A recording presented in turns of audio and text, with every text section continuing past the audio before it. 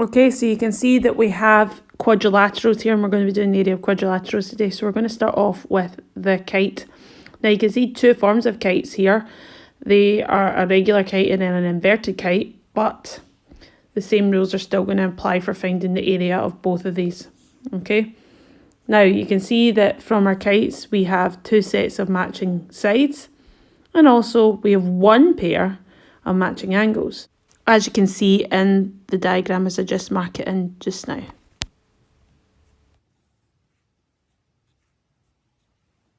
We also have diagonals in this. Now, it's important to know what diagonals are.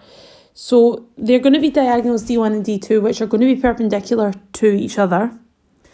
And when we're looking closely at the diagonals, you're going to see that the diagonals go through a space. So it's not one of the lines that are on the shape, it's in the space created by the shape.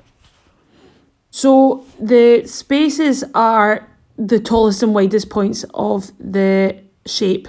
Just be careful when you have an inverted kite, because one of the diagonals will be outside the shape and the other will be inside. A rhombus is just a special form of a kite, so it's the same principles. So the formula for the area of a kite or a rhombus is diagonal 1 times diagonal 2 all over 2. Now in shorthand, you've got your A, you put kite or rhombus, not both, and that's D1, D2 over 2. For an example, A kite is equal to D1, D2 over 2. That is your formula. As ever, sum in values afterwards. The values are going to be 15 by 8 over 2. And just in this case, it's easier to simplify down, so that's 60 centimetres. And to finish, you always make sure you have your answer with units. Another example here, we have got the inverted kite. So we do our formula, substitution, and we're going to have our answer. And our final one is the exact same process. We have formula, this time it's a rhombus, substitute values in, and we have a final answer. So now we're moving on to the parallelogram, and what we're going to do is just draw one out quickly.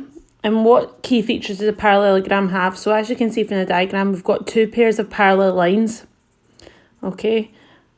And then we have two pairs of the same angle as well. Now those angles are opposite each other, as you can see.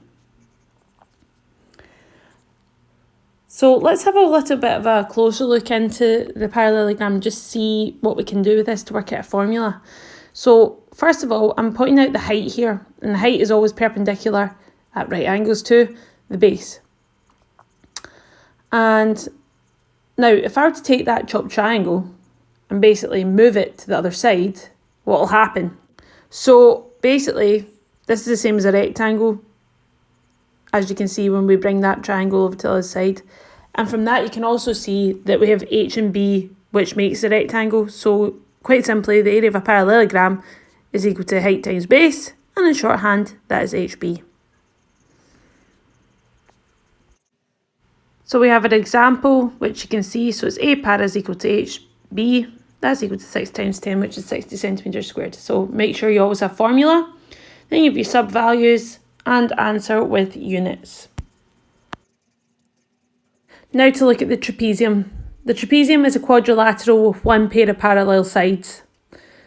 Now what you can see is I'm marking out the two sides. Now if this is an isosceles trapezium, then the two outside ones you can see are the same size. There are two parallel lines which are named A and B, and then you have non-parallel sides which are known as legs. Okay. More thing that we're going to look at is the height.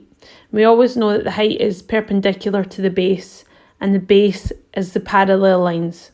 So the height is perpendicular to the parallel lines.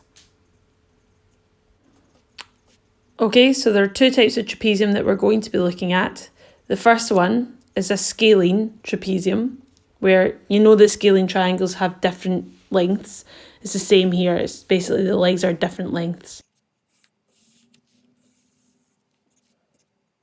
Then we have the isosceles trapezium, where the legs are all the same length. So you can see when we do the diagram, you've got your A and B, you've got your height, and those two legs are basically, whilst they're not the same, I've marked them out as being the same for the purposes of this. Now to come up with a formula for any trapezium, be it scalene or isosceles, we have area trap is equal to h bracket, h being height, a plus b, which are two parallel sides over 2. Now that shortens down to be a trap is equal to h bracket, a plus b over 2. So we're now just going to have a wee look at this example here. Area of a trapezium is equal to h bracket a plus b over 2. That's the formula. Next, we're going to sub in the values. But before that, I'm just going to mark out my a's and b's especially, just to make sure we're getting the right lines. Remember, it's always the parallel lines we're putting in.